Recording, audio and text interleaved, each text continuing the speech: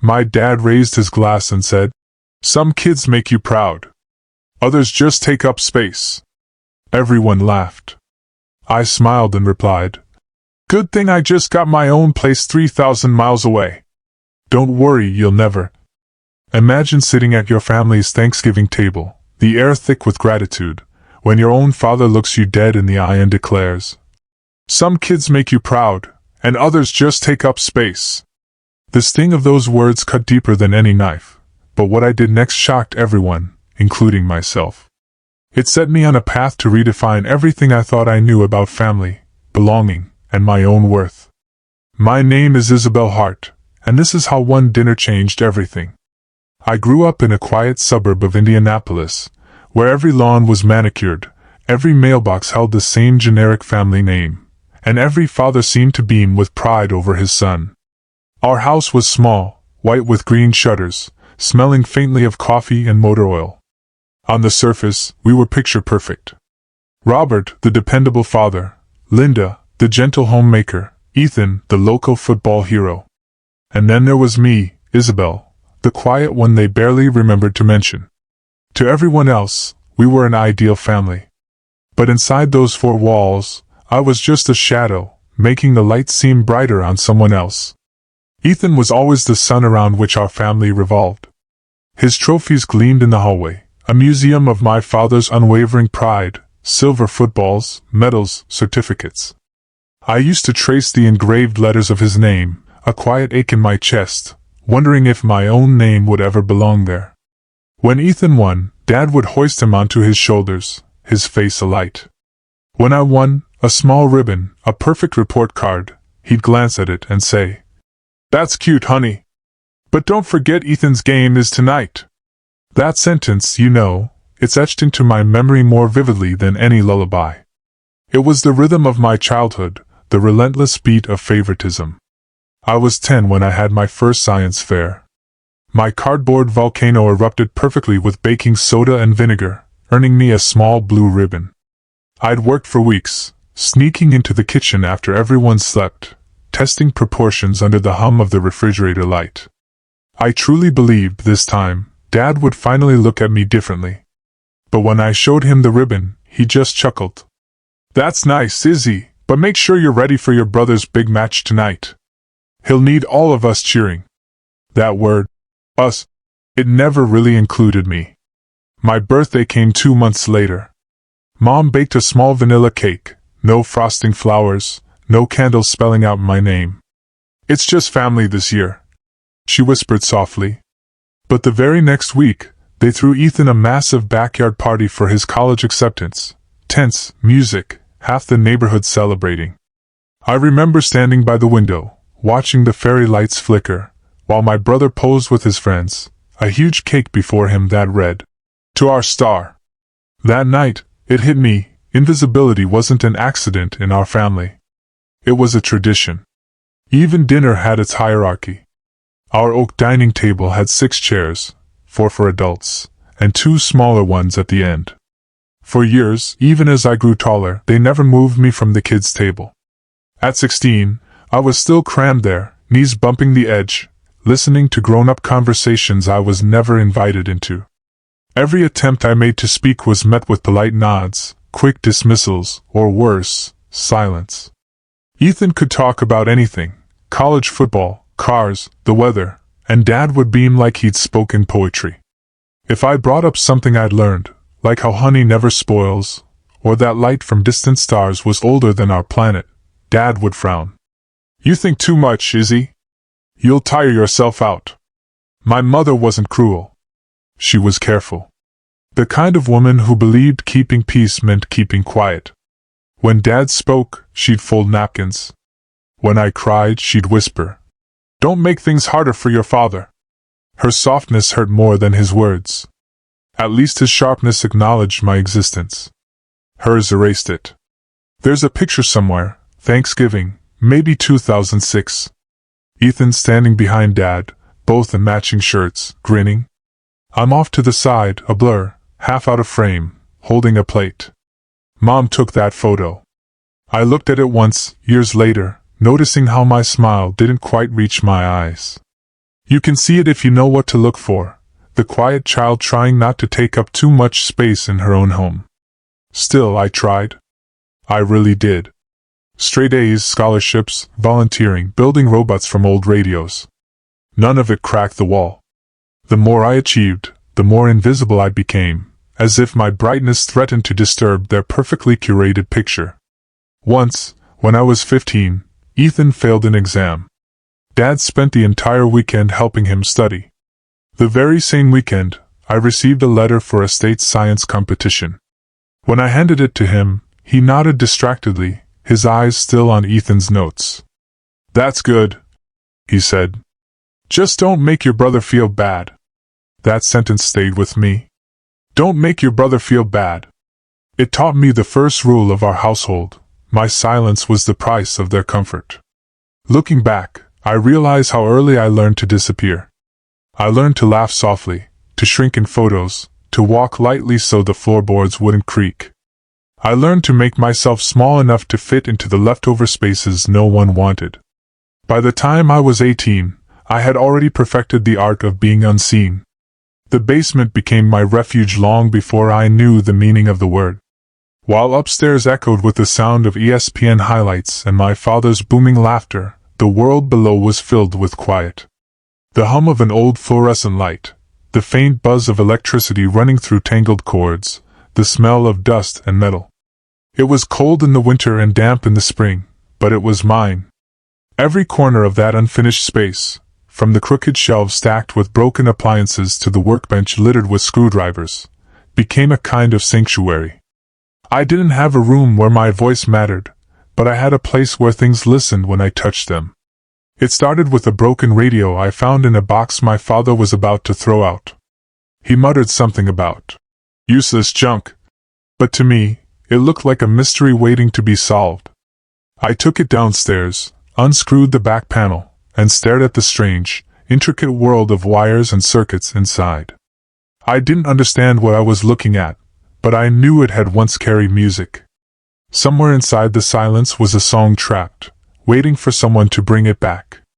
I spent hours cross-legged on the concrete floor, reading library books about transistor boards and frequency coils, following YouTube tutorials late at night when everyone was asleep. After a week of trial and error, a faint crackle came through the speaker, then a burst of static, and finally, a voice. I remember the way my chest filled with something I couldn't quite name, pride, maybe, or relief. I had made something broken work again. For the first time, something in my world listened when I spoke. I ran upstairs, still holding the dusty radio, and called out, "Dad, look! I fixed it!" He barely looked up from the TV. "That old thing? Huh. Well, get your brother a drink, will you? He's been practicing all day." I stood there for a few seconds, still holding the radio like proof that I existed. Then I turned around, walked back downstairs, and set it on my workbench. I never mentioned it again. That was the night I made myself a promise. If no one in this house would notice me, I would build something that couldn't be ignored. From then on, the basement became more than a hiding place. It was a workshop of small rebellions. I took apart anything I could get my hands on, clocks, microwaves, broken game consoles. I learned how to solder, how to strip wires, how to bring dead things back to life. Each spark that flared from my soldering iron felt like a heartbeat, a pulse that reminded me I was still here, still capable. There was something almost sacred in the way broken objects surrendered to patience. Machines didn't care about charm or popularity. They responded to effort, to persistence, to understanding. I couldn't fix my family, but I could fix everything else. One summer, when I was 16, I built my first computer entirely out of discarded parts from the local recycling center. The fan rattled, the screen flickered, but when it powered on, I felt like I had opened a portal into another world. I taught myself basic coding, learned to print 3D prototypes from online blueprints, and filled notebooks with sketches of designs I would one day create for real. It was never about escaping reality. It was about building one where I could finally belong. Of course, my father didn't see it that way. He'd come downstairs occasionally, usually when he needed to store old paint cans or broken furniture. He'd glance around, frown at the clutter of circuit boards and wires, and mutter, "You should spend less time with junk and more time doing something useful." I never bothered explaining that junk was what kept me alive. My mother would sometimes peek in, her face half lit by the narrow stairway light. "Don't work too hard, Isabel," she'd say softly. "You'll hurt your eyes." Then she'd vanish again, as if her presence there was forbidden. It wasn't cruelty. It was habit. The habit of staying out of my father's way, even if it meant staying out of mine too. One afternoon, I found an old set of speakers in the garage, the same ones Dad had used back when he still played vinyl records. The wood casing was warped, one speaker cone torn, the wiring frayed. It felt poetic, somehow, something once loved, now discarded. I spent 2 nights repairing it, rewiring the terminals, sanding the edges smooth, sealing the cracks with resin. When it was done, I carried it upstairs, bursting with a quiet pride. "It works again," I said quietly. "You can use it in the living room." He looked up just long enough to nod. "Good. Now grab Ethan a glass of water before dinner." That was it. No acknowledgement, no curiosity, no trace of interest in what I'd done. Just another reminder that even my successes were invisible in this house. I stood there for a moment, realizing the irony. I had just given sound back to something broken, yet no one in this family would ever hear me.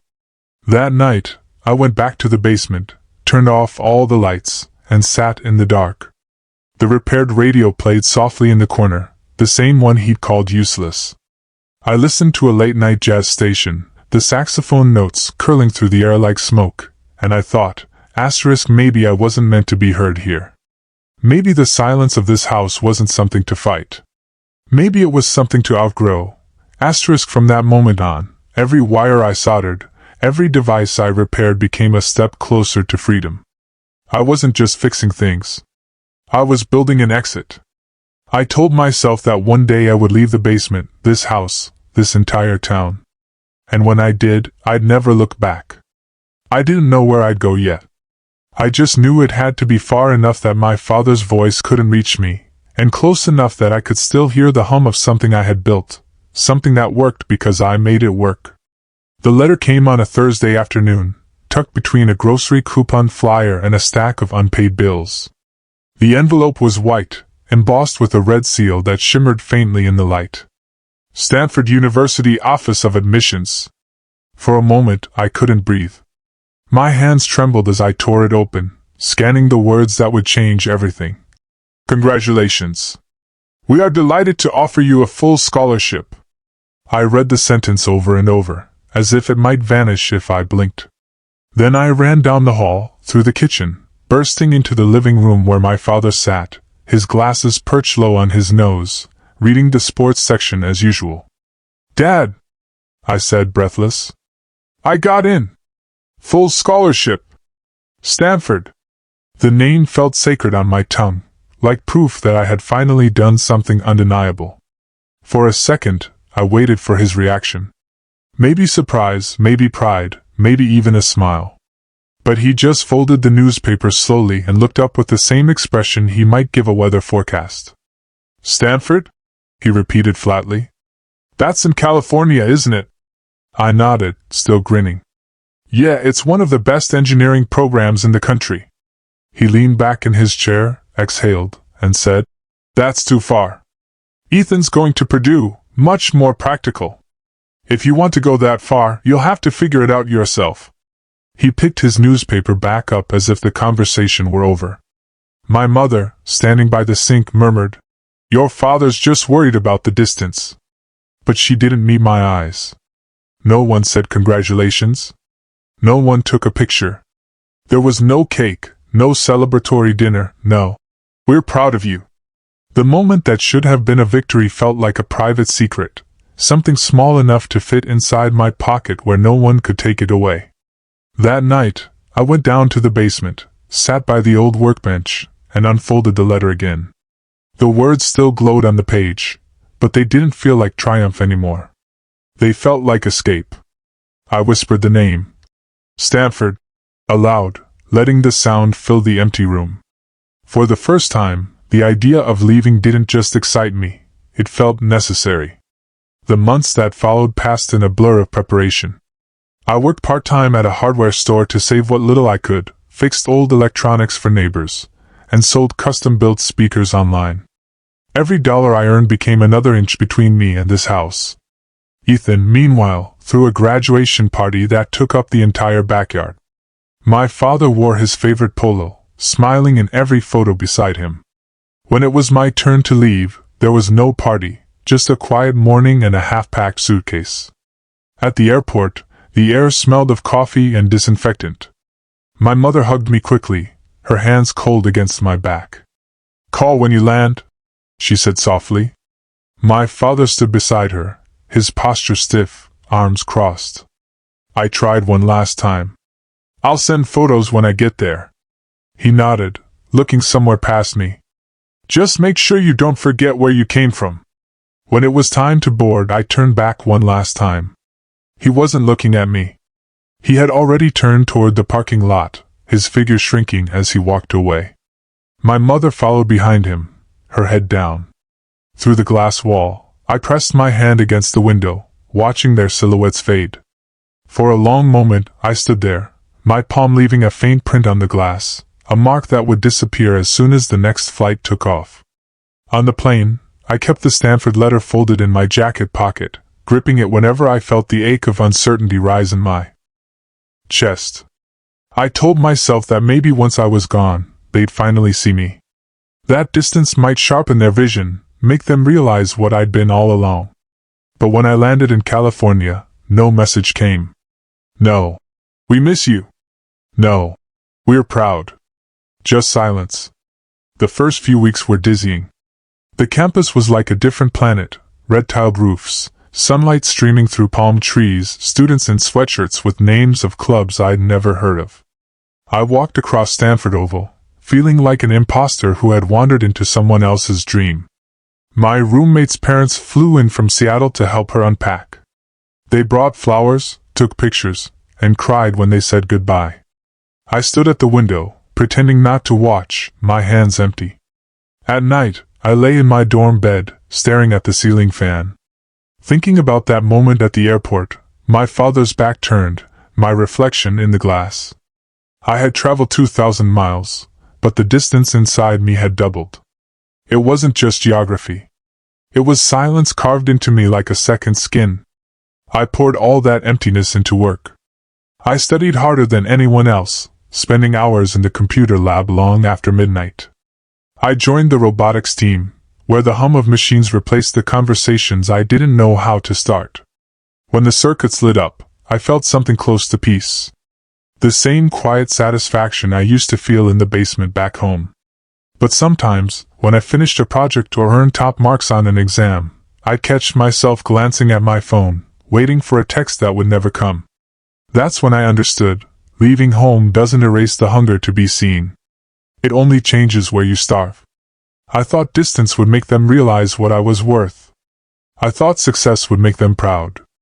But I was wrong. It only made the silence louder. The first years in California felt like walking a tightrope, suspended between exhaustion and survival. I arrived at Stanford with 2 suitcases, a second-hand laptop, and just enough savings to last 2 months if I stretched every dollar. The scholarship covered tuition, but not food, housing, or books. So, I worked 2 part-time jobs, sometimes 3, when hours were short. By day, I attended lectures on algorithms and supply chain design.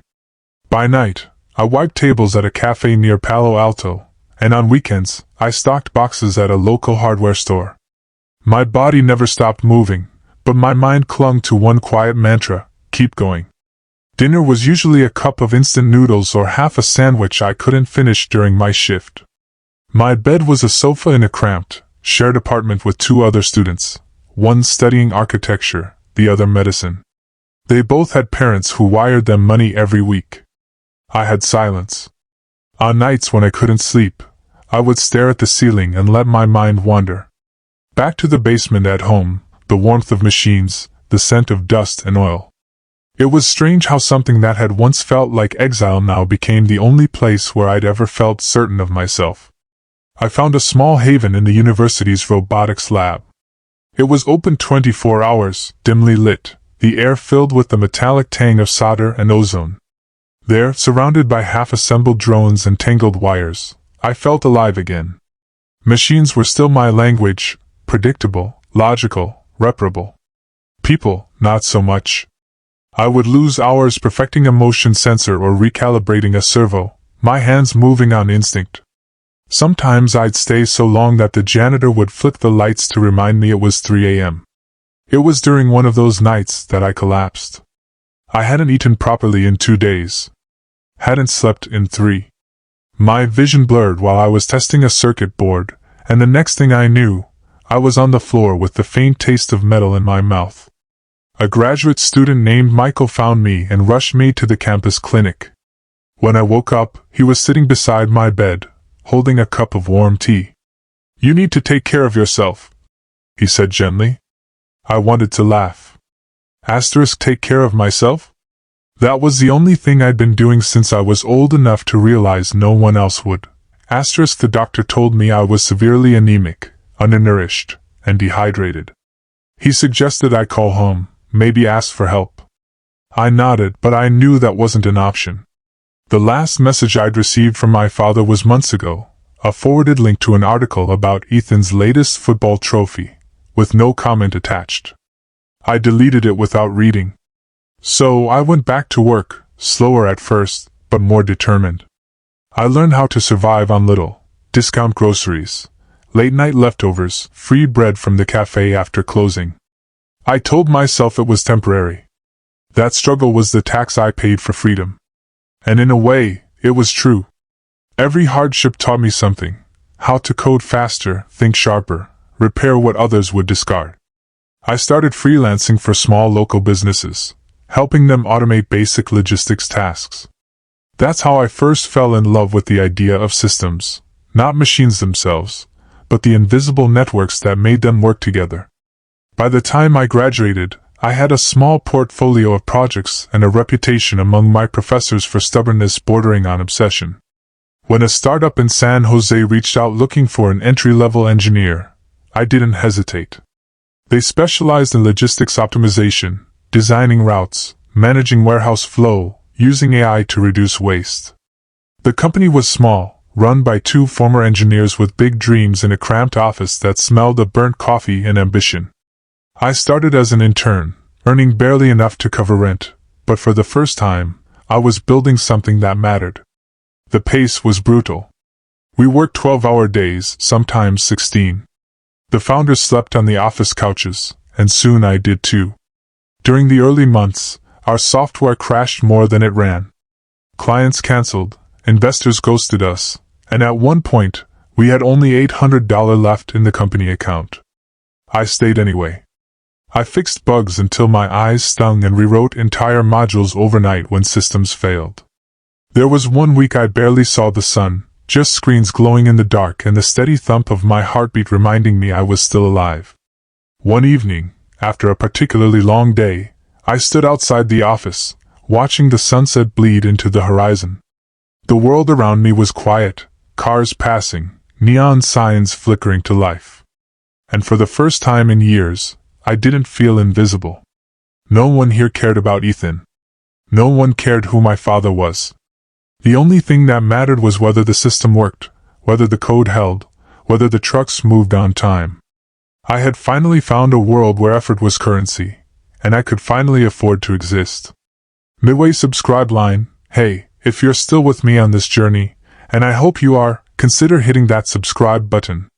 It really helps me share more stories like this, and trust me, the rest of this one gets even wilder. Main story continued, but even success inched forward slowly.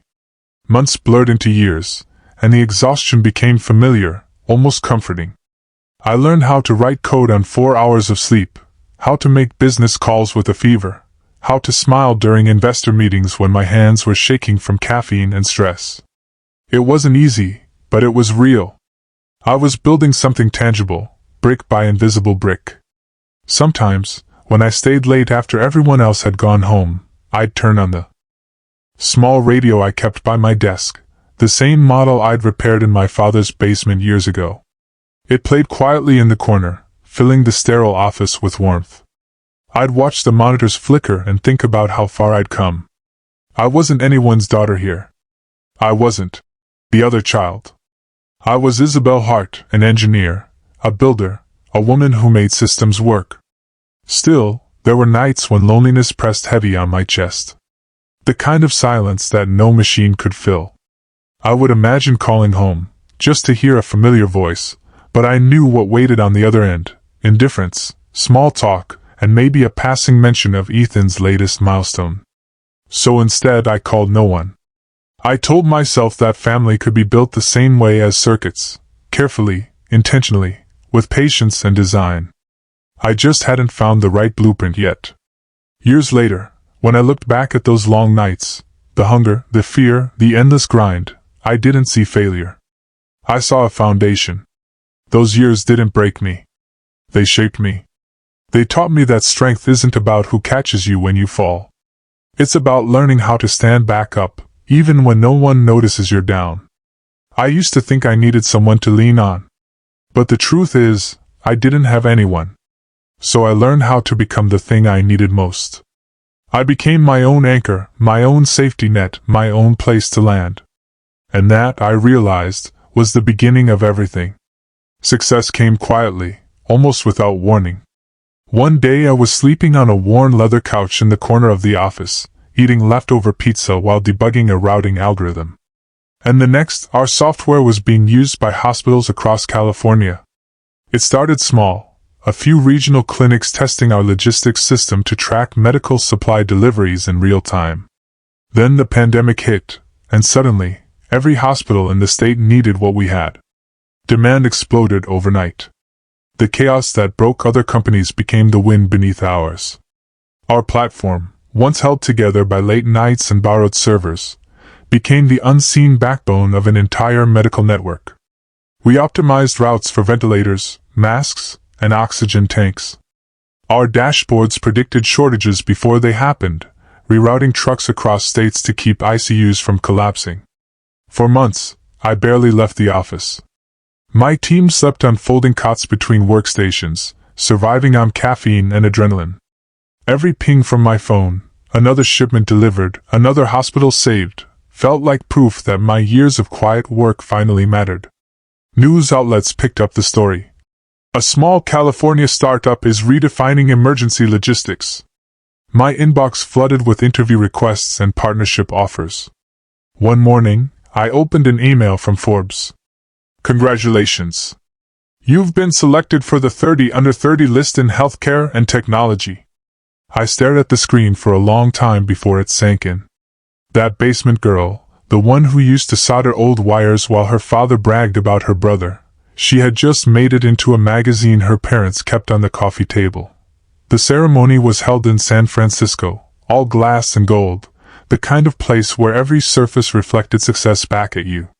Reporters buzzed around, cameras flashing, people shaking my hand, congratulating me on changing the game. I smiled. I thanked them. I posed for photos under bright lights that made my eyes sting. Then a journalist, a woman with perfect posture and a voice like honey, leaned forward during a live interview. So, Isabel, she said, how does your family feel about your success? The question caught me off guard. For a moment I froze. Not because I didn't know the answer, but because I did. I smiled the same polite smile I'd learned to wear years ago. They're not really into this kind of thing, I said. They don't care much for technology. The interviewer laughed, assuming I was joking.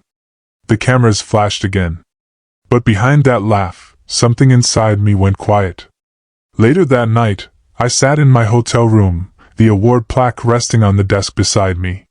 The city outside glittered, alive with celebration, but I couldn't feel any of it. I thought of my father, sitting in his old recliner, probably watching football, unaware or uninterested that his daughter's name had just been broadcast on national television. I thought of my mother, tidying up after dinner, maybe glancing at the muted TV and flipping the channel before my segment aired. And Ethan, well, He was probably out celebrating some promotion of his own with friends who cheered his every move. The silence from home was almost predictable. Not even a text, not even a question. I used to think that if I achieved enough, it would force them to see me. That success would be a spotlight bright enough to pierce their indifference. But all the lights in the world couldn't reach them. When the ceremony ended, I stepped outside, holding the glass trophy in one hand and my phone in the other. The night air was cold, the street wet from earlier rain. My reflection in the building's mirrored wall looked like a stranger, tailored suit, confident smile, hair pulled neatly back. I tried to see the girl my father had ignored, the one who used to sit at the kids' table, but she was gone. And yet, in her place, I felt only emptiness. Over the next few months, the company scaled faster than I could have imagined. We partnered with national distributors, expanded to dozens of states, and received acquisition offers from corporate giants. My calendar was packed with board meetings and investor calls. I learned to speak the language of business, efficiency, capital, growth, words that sounded powerful, but meant little to the child who once just wanted to be seen. Every time a new milestone was reached, someone would say, "You must be so proud." And I'd nod, smile, and thank them. But pride was a strange, foreign thing to me. I didn't feel proud, just tired. Tired of chasing an acknowledgement that never came. Tired of filling the silence with achievement after achievement. One night, after yet another interview, I went home to my empty apartment in San Jose. I poured myself a glass of wine and scrolled through my phone. Past articles praising my visionary leadership. Then I stopped at a photo from the Forbes event. Me holding the award, cameras flashing.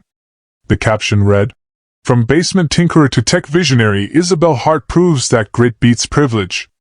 I stared at that word, privilege. It made me laugh quietly, almost bitterly. They had no idea. Privilege was Ethan's name engraved on every trophy, his seat at the adult table, the easy comfort of being loved without earning it. What I had wasn't privilege. It was survival dressed up as ambition. I closed my laptop, set the award on the shelf, and sat in the dark. The apartment was silent except for the faint hum of the refrigerator.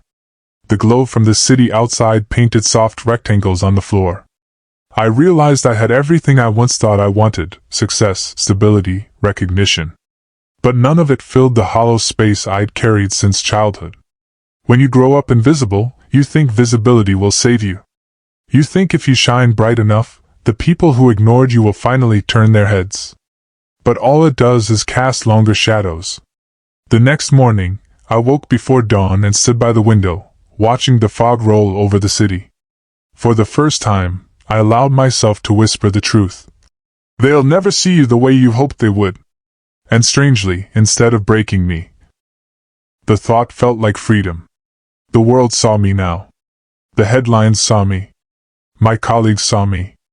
But my parents? They never would. And maybe that was okay. Because somewhere deep inside, I was beginning to understand something even more powerful than being seen: the peace of knowing I no longer needed to be. After the acquisition deal closed, the world around me moved faster than I could feel it. Meetings, contracts, lawyers, headlines, it all blurred together into a single, breathless rush. The number in my bank account didn't feel real. I had lived most of my life counting coins for instant noodles, and now I could buy almost anything I wanted. But when the noise faded and the congratulatory emails stopped pouring in, I realized I didn't want anything. I wanted somewhere that felt like peace. I found it on a gray morning in Seattle. The city was wrapped in mist, the air sharp with the smell of salt and rain. The realtor led me up to a glass-walled apartment overlooking Elliott Bay. Floor-to-ceiling windows stretched across the living room, the ocean shimmering beyond them like liquid steel. The space was quiet. No echo of footsteps, no hum of conversation, just the distant rhythm of waves meeting the shore. "It's a bit cold for some people," the realtor said. "But it has a view you'll never forget." I didn't need to think twice. I signed the papers that afternoon. The apartment wasn't extravagant, but it felt intentional. Every line clean, every detail precise. I filled it slowly, not with luxury, but with meaning. The floors were dark walnut, warm under bare feet. The walls were painted a soft shade of cream, catching the light that rolled in from the water. In the center of the main room, I placed a long walnut dining table, 10 chairs, all the same height. No kids' table, no hierarchy. Every seat equal, every voice welcome. I ran my hand along the smooth surface and thought, this is the table I've waited my whole life to sit at. On one wall, I hung my degrees and patents in simple black frames, the Stanford diploma, the company's founding certificate, the engineering patent that had changed my life. I didn't add any family photos. Not out of bitterness, but because I wanted this space to represent the woman I had built from scratch. The one who existed beyond comparison, beyond the shadow of anyone's expectations. I furnished the apartment like someone curating a sanctuary. The couch was deep brown leather, worn enough to feel lived in. A bookshelf lined one wall, filled not with business books, but with novels, essays, and old engineering manuals. The kitchen gleamed with polished marble counters, though most nights all I cooked were simple meals, soup, bread, tea. The bedroom faced the bay, where the early sun melted through the fog and painted the walls with silver.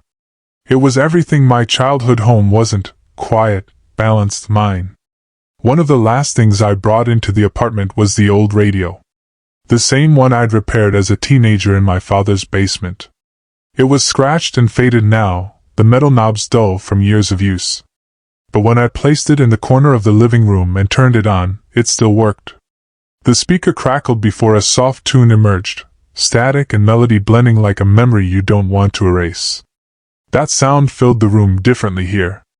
Back then, the radio had been my only proof that I could bring something broken back to life. Now, it played in a place that existed because I had done exactly that with my life, not just with wires. Sometimes in the evenings, I would sit by the window with a cup of tea, watching the ferries drift across the bay. The skyline shimmered in the distance, quiet, deliberate, like a city that didn't need to prove anything. I realized that was what I wanted for myself.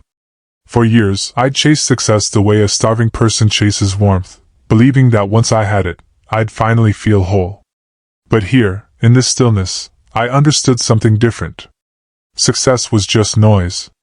Peace was the melody underneath. People around me started to notice the change. Colleagues asked why I hadn't bought a mansion, why I chose a quiet place instead of a high-rise penthouse in San Francisco. I smiled and said, because I didn't buy luxury. I bought peace. And it was true. This wasn't a prize. It was a reclamation. Every plank of wood, every piece of glass, every inch of silence was mine, earned through years of invisibility, hunger, and persistence. In this apartment, I could finally breathe. I could play music without turning the volume down.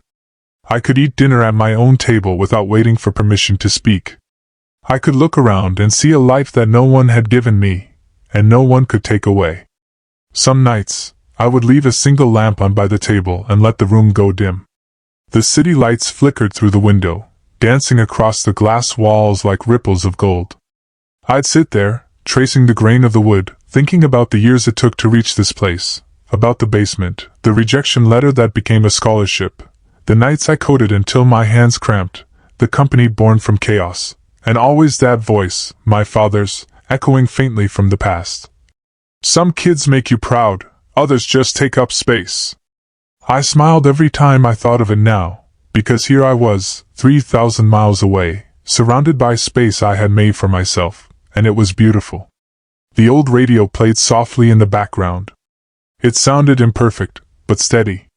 I imagined the younger version of me, sitting on the cold concrete floor, holding a soldering iron, dreaming of somewhere she could belong. If she could see me now, the table, the ocean, the quiet, she would understand. I hadn't just built a home. I had built a new world. This place wasn't proof that I'd made it. It was proof that I'd healed, that I'd stopped asking for permission to exist. And in that stillness, beneath the hum of the radio and the slow rhythm of the sea, I realized something simple and true. I didn't need to fix anything anymore. Not machines, not relationships, not myself. Everything that mattered was already working.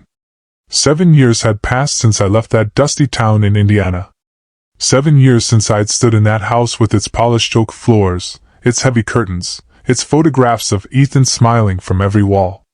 The invitation came in an email, polite, almost sterile. Thanksgiving dinner, 6 p.m. Hope you can make it. Signed simply, Mom. No mention of Dad, no warmth, no apology, just an address I still knew by heart. For a long time, I hovered over the delete button. I didn't owe them my presence. Not after the years of silence. But something in me, not bitterness exactly, but a yearning for closure, whispered that it was time. Not to reconcile, just to return one last time and see the people who had once made me small, now from the vantage point of someone who no longer was. The flight to Indianapolis felt surreal. I watched clouds roll by beneath the wing and thought about all the miles between the girl who had left and the woman who was returning. I wasn't coming back to prove anything. I didn't need to. My life in Seattle had already answered every unasked question. But this, I told myself, wasn't about victory. It was about ending the story on my own terms. When I pulled into the driveway of my childhood home, everything looked smaller. The maple tree that once seemed enormous now barely brushed the second-floor windows. The porch light still flickered like it always had, because no one ever bothered to fix it. Inside, the smell of roasted turkey and cinnamon filled the air, familiar, almost painfully so. My mother opened the door, smiling nervously. "You look different," she said. "Older." I smiled softly. "Time does that." Ethan was already at the table, his wife beside him, their 2 kids whispering into iPads. My father sat at the head as always, carving the turkey with mechanical precision. He looked older, too. His hair thinner, his shoulders slightly stooped. But his presence still filled the room like static electricity. When he looked up and saw me, there was a flicker of something in his eyes, surprise maybe. Then it vanished. Dinner began in small talk. The usual updates, Ethan's promotion, the kids' school achievements, the new car. No one asked about Seattle, or the company, or the Forbes list. I didn't mind. I wasn't here for their curiosity. I cut my food slowly, listened, smiled when it was polite to. The sound of silverware on porcelain filled the gaps between words. Then, as the plates cleared and the second bottle of wine opened, my father lifted his glass. "A toast," he said, and immediately the room quieted. His voice was the same, calm, deep, the kind that demanded attention. He looked at Ethan, then at me, and said, "Some kids make you proud. Others—" His lips curved into that familiar smirk. "Just take up space." The laughter came easily, just like it used to. Ethan chuckled. His wife covered her mouth to hide a grin. Even the children giggled, not understanding why. My mother looked down at her plate the way she always did when she wanted to disappear. For a second, the old ache rose in my chest, that instinct to shrink, to let it pass, to pretend it didn't hurt. But the woman sitting there wasn't the girl who once hid in the basement. I set my fork down gently and looked at him. "Good thing I just bought my own place," I said evenly. My voice calm, but sharp enough to slice through the laughter. 3,000 miles away. So no one has to make space for me anymore. The laughter stopped instantly. Forks froze. The room fell into that thick, airless silence that follows a truth no one expected to hear. My father's smirk faltered. He blinked, as if unsure whether I was joking. My mother finally looked up, her eyes wide. Ethan shifted in his chair, suddenly fascinated by his glass. I held his gaze. Not with anger, but with something far more dangerous, indifference. Then I smiled. "Thank you for dinner," I said quietly, pushing my chair back. "The food was lovely." No one moved as I stood. I walked around the table, my heels clicking softly against the wood floor. At the doorway, I paused and turned back, taking in the scene one last time, the table where I was never enough. The faces that had never really seen me. "Happy Thanksgiving," I said. "And don't worry, I won't take up any more space." Then I left. The night air outside was cold and clean, the sky above a deep indigo scattered with stars. I walked down the driveway to my rental car. The sound of the door closing behind me sealing something larger than just a meal. It sealed a lifetime. As I drove away, I didn't feel triumphant. I didn't feel angry either. I just felt free. For years I had thought that healing meant reconciliation, that peace required understanding. But now I realized, sometimes peace is simply walking away without the need for anyone to follow. The road stretched ahead, empty and quiet. The headlights carving tunnels through the dark. I rolled the window down, letting the cold wind whip across my face. The old radio, yes, I brought it with me, sat on the passenger seat, playing a faint, crackling song from some late-night station. And as I listened, I thought of the girl I once was, sitting at the kids' table, small, invisible, waiting for her turn to belong. I wanted to tell her this. Asterisk, you never needed a seat at their table. You were always meant to build your own. Asterisk, when I reached the edge of the city, I looked in the rearview mirror one last time. The house was far behind me, swallowed by the dark. I didn't need to see it anymore. I had already left the part of me that needed it there, and she could finally rest. I didn't win that night by saying something clever. I didn't win at all. I simply stood up and walked away, and that was enough. Christmas arrived, wrapped in the soft gray mist of the Pacific Northwest, the kind that blurred the line between sea and sky until everything looked like peace. In the week leading up to it, my apartment by the bay slowly transformed. Evergreen wreaths hung over the glass doors, threaded with crimson berries and strands of golden light. The long walnut table that had once stood empty now gleamed under the gentle glow of candles. For the first time since I'd bought this place, I wasn't preparing for solitude. I was preparing to share it. It started as a simple idea, an antidote to the hollow echo of that Thanksgiving night. I didn't want to spend Christmas pretending the silence from my family didn't sting. I wanted to fill that silence with something real, something human. So, I opened my door to everyone who had ever been made to feel small, unseen, or forgotten. I wrote the invitations by hand. To my former robotics professor at Stanford, Dr. Lang, who had once told me, "The world needs more quiet builders." To Nora, a fellow engineer who'd been laughed out of her old job after standing up to her boss. To my neighbor, a single father named Miguel, who worked double shifts and still managed to coach his son's soccer team. To an older couple from my building who had lost touch with their own children. To my cousin Sarah, the only relative who had ever defended me at family dinners, even when it cost her their approval. And most tender of all, to my grandmother. When I called her, her voice cracked on the other end. "Seattle? Oh, sweetheart, that's so far." "Grandma," I said, smiling into the receiver. "I'll send the ticket. You just bring yourself." She chuckled softly. "You sound like your mother used to, before she learned to whisper." On Christmas Eve, the first snow of the season dusted the city in quiet silver. Inside, the apartment glowed like a lantern. The table was set with white porcelain plates and clear crystal glasses, their reflections dancing in the candlelight. Sprigs of pine and cranberry ran down the center like a river of winter. The air smelled of rosemary, butter, and salt. The chef I'd hired, a local named Mason, had filled the kitchen with the scent of roasted salmon and fresh bread. A playlist of soft acoustic carols floated through the space, just loud enough to feel like warmth. One by one, they arrived. Nora came first, holding a bottle of wine and laughing through the cold. Dr. Lang brought a book wrapped in newspaper, muttering that he hadn't had time for proper wrapping paper.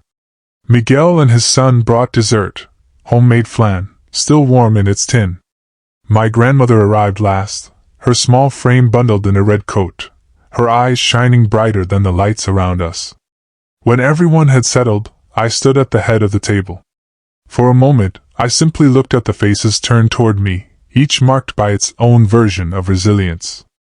Then I said, "I know some of us didn't have a place to go this Christmas, but tonight, I wanted to make sure everyone had a seat. No one at the kids' table, no one in the corner, no one forgotten." Laughter rippled around the table, gentle, genuine. I sat down and for the first time in years, I didn't feel like an outsider in my own story. Dinner unfolded in slow, beautiful waves. Mason brought out plates of cedar plank salmon glazed with honey and soy, bowls of wild mushroom risotto, and baskets of warm sourdough. Wine flowed easily, conversation even easier. Nora told stories about working night shifts in tech, turning corporate arrogance into comedy. Dr. Lang recounted the time I'd accidentally flooded the robotics lab with foam during an experiment, which made everyone laugh so hard I nearly spilled my drink. Miguel's son, a bright-eyed 9-year-old, challenged everyone to a trivia game he made on his tablet, and somehow managed to beat all of us. The table was alive, clinking glasses, shared laughter, hands reaching for bread. No competition, no hierarchy, just connection. Between courses, I slipped into the kitchen to refill a tray of drinks. My grandmother followed, quiet as always. She stood beside me for a moment, watching me work, then said softly, "You know, Isabel, I've sat at tables in my life, big ones, small ones, ones where people spoke too loudly, and ones where no one spoke at all. But this," she gestured toward the laughter drifting from the dining room, "this feels like the first real family dinner I've been to in a long time." I swallowed hard, blinking back tears. "It's not really family, Grandma. Not by blood."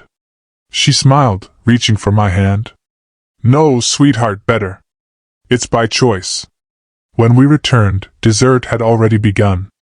Slices of flan passed around, plates cluttered with crumbs and joy. Someone had turned up the music slightly, and a few people were singing softly along.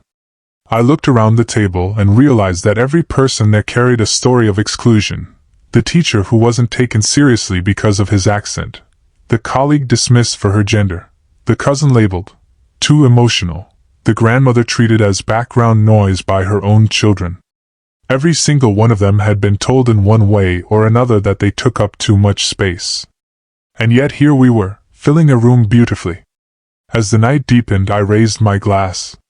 "To the ones who were left out," I said. "And to the ones who learned to build new tables." The room fell quiet, then erupted in gentle cheers. Glasses clinked. Someone began humming along to the music again.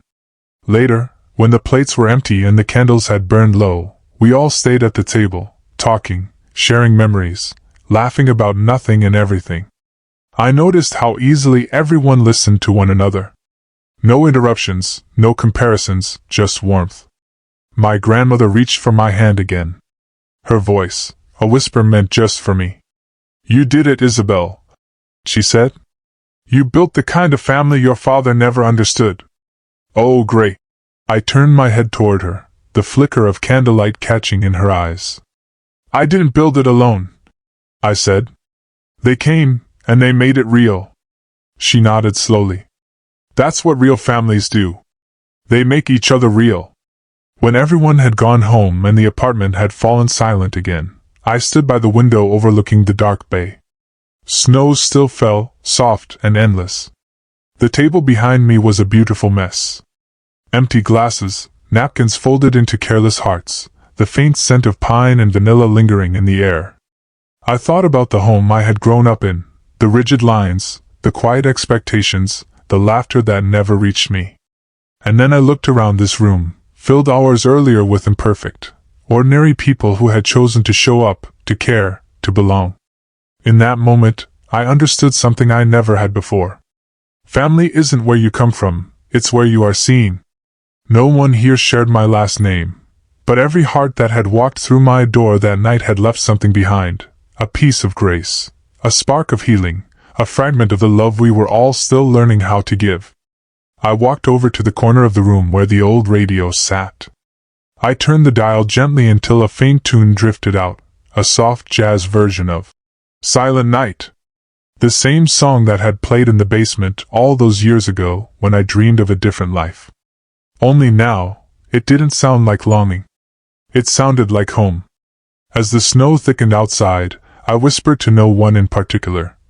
"There's no family here tonight by blood. But every heart in this room was real. And for the first time in my life, that was more than enough." By morning, the snow had stopped, leaving the city wrapped in quiet white. The apartment still smelled faintly of pine and cinnamon, the table a battlefield of crumbs and candle wax. I was barefoot, holding a mug of coffee, watching sunlight stretch across the floor when my phone buzzed on the counter. At first, I ignored it. I wasn't ready to return to the noise of the world. But when it rang again, then again, I glanced at the screen. Dad. My thumb hovered over the answer button. 7 years of silence, and he was calling now. I hesitated, then swiped to accept. Isabel. His voice was sharp, controlled, the same tone he used when I was a child and had done something he considered foolish. Do you know what's happening right now? I frowned. Good morning to you, too. He ignored that. The entire town's seen those pictures. Pictures of what? The Christmas dinner? He snapped. Someone posted them online. Your cousin, I think. Everyone's sharing it. The warmest Christmas dinner in Seattle. You and your group. People are calling it inspiring. I blinked, surprised. I hadn't even realized anyone had taken photos. Sarah must have posted them. She loved documenting moments. Apparently, he continued, voice rising. You said something about building a table for the forgotten. You think that's funny? The comments there saying how your family rejected you, how you built your own. You made us look like fools, Isabel. The whole town's talking. I leaned against the counter, staring out the window. I didn't make you look like anything, Dad. You did that all on your own. Watch your tone. There it was. The command, the old dominance, as if time hadn't passed. But I didn't shrink this time. My voice stayed steady, calm like the sea outside. I didn't mention your names. I didn't blame anyone. I just hosted dinner for people who didn't have a place to go. He scoffed. And you called it family. I smiled faintly. It felt like one. There was silence, sharp, uncomfortable. I could almost hear him pacing, picture him gripping the phone too tightly. You always did love dramatics, he said finally. All this self-pity, parading your so-called independence. What? You think you're better than us now? No, I said softly. I think I finally stopped needing you to tell me I'm enough. He exhaled hard, as though my calmness offended him more than any argument could. You have no idea how disrespectful this is. Your mother's been humiliated. Your brother called this morning, says people are asking what happened between us. You've dragged our family through the mud just to play the victim. I closed my eyes. There it is, the story they'd always needed to tell, that I was the problem. That I'd turned my back on them. I had lived my whole life trying to rewrite that narrative. But now I realized I didn't have to. They could keep their version. I had mine. Dad, I said, quiet but firm. You're upset because people saw something true, not because I said it. You've always cared more about how things look than how they are. Don't you dare talk to me like, Robert, that's enough.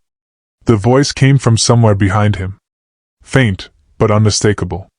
My grandmother. I hadn't realized she was with him. Maybe she'd gone there after the holidays. Maybe she'd heard the whole conversation. Mom, he started, but she cut him off. No, you listen to me now. Her voice, though weak with age, carried more authority than his ever had. I saw those pictures too. I saw her table.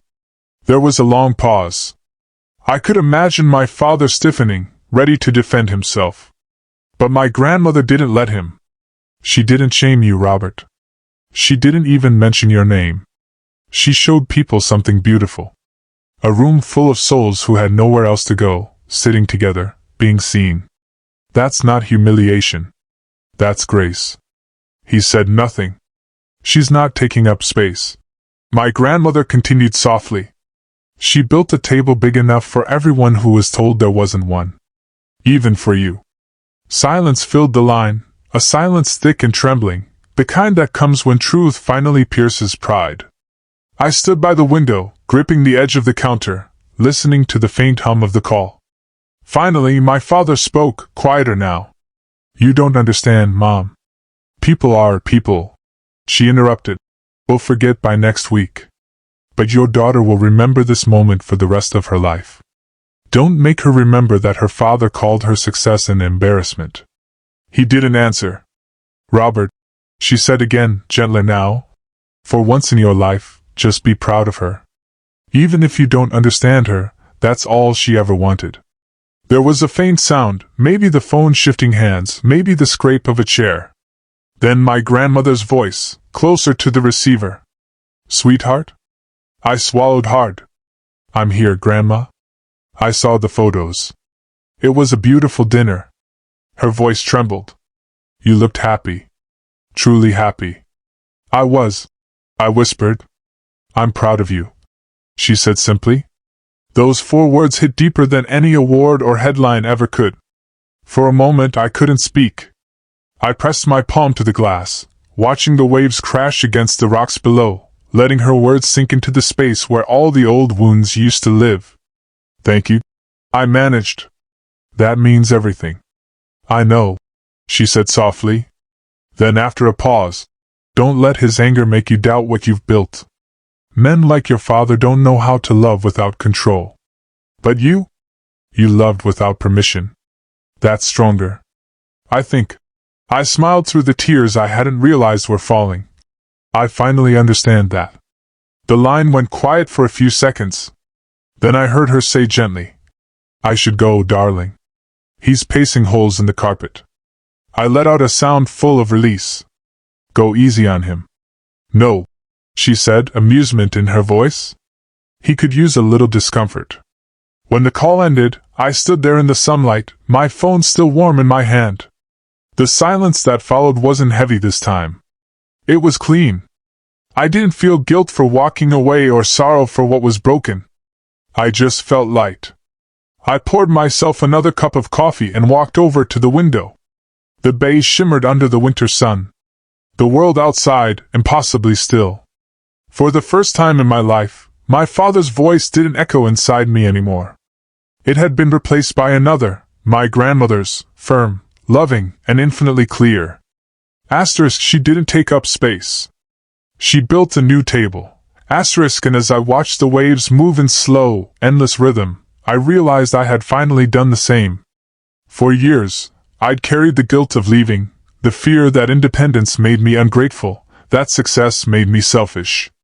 But that morning, with the ocean shining before me and her words still in my chest, I understood something simple and profound. Leaving wasn't betrayal. It was survival. And survival, in its quietest form, was the truest kind of love. The love that builds space for others to breathe. For the first time, I didn't feel like the girl who had walked away. I felt like the woman who had arrived. New Year's Eve crept in quietly that winter, not with fireworks or noise, but with the kind of stillness that feels like a page turning. The bay outside my window shimmered in soft blues and silvers, city lights reflecting off the water like 1,000 quiet candles. A week had passed since the call from my father, and my grandmother's words still echoed in my chest. I'd replayed them more times than I could count. Asterisk, she didn't take up space. She built a new table. Asterisk, I sat at my desk that morning, watching the slow fall of snow against the glass, and typed a short message. New Year's Eve dinner. If you and Mom would like to come, there's a seat for you. But only if everyone agrees to sit at the same table. No head, no kids, no hierarchy. Equal seats. Equal voices. I hovered over the send button for a moment, my thumb trembling slightly, not out of fear, but from something quieter, acceptance. Then I pressed send. I didn't expect a reply, but 2 hours later one arrived. It was from my mother. We'd like to come. Your father said yes. The words were simple. No apologies, no explanations. But they were enough. That evening, I set the table again. 10 chairs perfectly aligned, candles flickering softly, the sea beyond the windows stretching into darkness. The same table that had once been a symbol of defiance now felt like an invitation, not for reconciliation, but for understanding. At 7 sharp, the elevator chimed. When the door opened, my parents stood there, both looking smaller than I remembered. Time had carved fine lines around their eyes, and the confidence they once wore like armor seemed to have faded. My father's posture was still stiff, his pride intact, but his eyes flickered with something new, uncertainty. My mother smiled nervously, clutching a small box wrapped in silver paper. "Hi, Isabel," she said softly. "Hi, Mom. Come in." They stepped inside, glancing around the apartment. My father's gaze lingered on the wall where my degrees and patents hung, framed proof of the life they had chosen not to see. He said nothing, but I saw the faint tightening of his jaw. Dinner was quiet at first. The air carried the careful politeness of strangers trying to remember how to speak to one another. I served roasted halibut, rosemary potatoes, and wine from a small vineyard near Oregon. My mother complimented the view, the food, the candles, anything but the distance between us. My father mostly listened, pushing his fork around his plate, glancing occasionally at the radio in the corner. Finally, it was my mother who broke the silence. "You always liked music," she said softly, nodding toward it. "Even when you were little, you used to fix that old thing downstairs. Remember?" I smiled faintly. "I remember." A long pause stretched across the table. The city lights danced through the glass behind them, painting soft gold across their faces. Then, unexpectedly, my father spoke. Maybe he hesitated, his voice slower now. "Maybe. I didn't see it." I looked up. "See what?" He exhaled. "What you were doing. Who you were becoming. I thought Ethan was the one who needed us more. You always seemed self-sufficient." My mother nodded slowly. "I think I told myself you were fine, Isabel. You never complained. You just kept going. I didn't realize that silence doesn't mean peace." Her words landed gently, without defense or excuse, just a kind of late honesty. I didn't rush to fill the silence. I wanted to let it breathe, to let them feel the weight of what was being said. My father looked down at his hands. "I shouldn't have said what I said that night," he murmured. "The toast." I let out a small breath, not quite laughter, not quite forgiveness. "It's all right," I said softly. "You were right in a way. Some kids do make their parents proud. Others just make themselves free." He looked up, startled by the calmness in my voice, but there was no anger there, only truth. The rest of the evening passed in fragments of memory, small stories, laughter that felt tentative, but real. Pauses that weren't uncomfortable anymore. For the first time, we weren't a hierarchy. We were just three people sitting at the same table, learning how to exist without old rules. Ethan had been invited, but he hadn't come. My mother mentioned him once, then stopped, sensing it wasn't the night for comparisons. After dinner, I poured us each a glass of champagne. Midnight was only minutes away. I stood and walked toward the balcony, the crisp night air meeting my face as I opened the glass door. Behind me, the city hummed, fireworks readying in the distance, laughter spilling from nearby apartments. My parents followed, standing quietly on either side of me. The sea below shimmered in moonlight, the sound of the waves rising and falling like breath. I raised my glass and said softly, "To new tables. And to equal seats." My father looked at me, then nodded. "To equal seats," he echoed. For the first time in my life, the words didn't sound forced. We stood there as fireworks bloomed above the water, bursts of red and gold lighting the sky. I thought about every dinner table I'd ever sat at, the kids' table that made me invisible, the family table where I was the afterthought, the empty table in my Seattle apartment that became a symbol of self-respect. And now, this one, imperfect, quiet, human. When the last firework faded, my parents said goodnight. My mother hugged me for a long time before leaving. My father lingered a moment, as if he wanted to say something else, then simply said, "Take care of yourself, Isabel." "I always do," I said. When the door closed behind them, the apartment fell silent again. But it wasn't the old kind of silence, the cold, echoing kind. It was soft, earned, full of space. I walked back to the balcony, still holding my glass. The reflections of the city rippled across the water like tiny constellations. I took a slow sip, feeling the bubbles sting the back of my throat, and whispered into the night, "Some kids make their parents proud, others make themselves free." The words drifted into the air, dissolving into the sound of the sea. Inside, the candles on the table flickered, their flames swaying gently. The radio hummed a slow jazz tune, the same one I'd played on Christmas. I stood there for a long time, listening to the soft rhythm of the city, to the heartbeat of a life I had built without permission. Ending NCTA, then, turning toward the camera, toward the invisible audience that had followed my story all this way, I said quietly, "If you've ever been told that you take up too much space, remember this: you can build your own place. And if you do it with heart, with courage, with love, it won't just be a place. It will be a whole world." The music swelled softly as I set my glass down on the railing. "Don't wait to be invited to their table," I added. "Build your own, and make it wide enough for everyone who was once told they didn't belong." The scene lingered, the woman standing against the sea, the lights of Seattle behind her, the radio still whispering the same soft tune. Then slowly, the camera faded to black, and with it came peace. Not the peace of being accepted, but the peace of being whole. What about you? Have you ever had to build your own table, or create your own definition of family? Tell me your story in the comments below. I truly want to know I'm not alone in this.